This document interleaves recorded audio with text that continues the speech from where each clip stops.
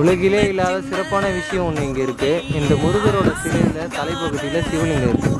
அதாவது சிவனும் முருகனும் வேறு இல்லைன்றத விஷயத்தை காட்டுறதுக்காக இந்த கோயிலில் இந்த சிறப்பு அமைச்சிருக்காங்க. திருச்செந்தூர் முருகன் கோயிலில் இருக்க முருகன் சிலை கடலில் இருக்கிறத அவரோட பக்தர் கனவுல சொல்லி அதை மீட்கப்பட்ட கதை உங்களுக்கு தெரியும். அதே போல் கடலூரில் இருக்க இந்த விலங்கல்பட்டு முருகன் கோயிலும் பக்தரோட கனவுல தோன்றி கட்ட சொல்லப்பட்ட கோயில்னு சொல்லி எத்தனை பேருக்கு தெரியும்? அதே போல் இந்த கோயிலில் இருக்க இந்த ஆதிவேலை வணங்கினா, இந்த ஆதிவேலை சுற்றி உப்பு மிளகு போட்டு வணங்குனீங்கன்னா நீங்கள் நினச்சது நடக்கும், வேண்டது கிடைக்கும் அப்படின்னு சொல்கிறாங்க. அது மட்டும் இல்லாத இந்த கோயிலுக்கு வந்தோன்னா திருமண தடைகள் நீங்கும். இந்த ஆதிவேலை சுற்றி உப்பு மிளகு போட்டு நீங்கள் வணங்கும்போது உங்கள் உடம்புல இருக்க தோல் நோய்கள் சரியாகும்னு சொல்கிறாங்க. மலை மேலே அமைஞ்சிருக்கிறதால சொல்ல தேவையில்ல, சரியான இயற்கை சூழலுக்கு நடுவில் அந்த கோயில் அமைஞ்சிருக்கு. கோயிலுக்கு வர்றதுக்கான படிக்கட்டுகள் இது. நடந்து வர முடியாதவங்க வாகனத்தில் வர்றவங்களுக்கு அந்த பக்கம் கீழேலேருந்தே தார் சாலை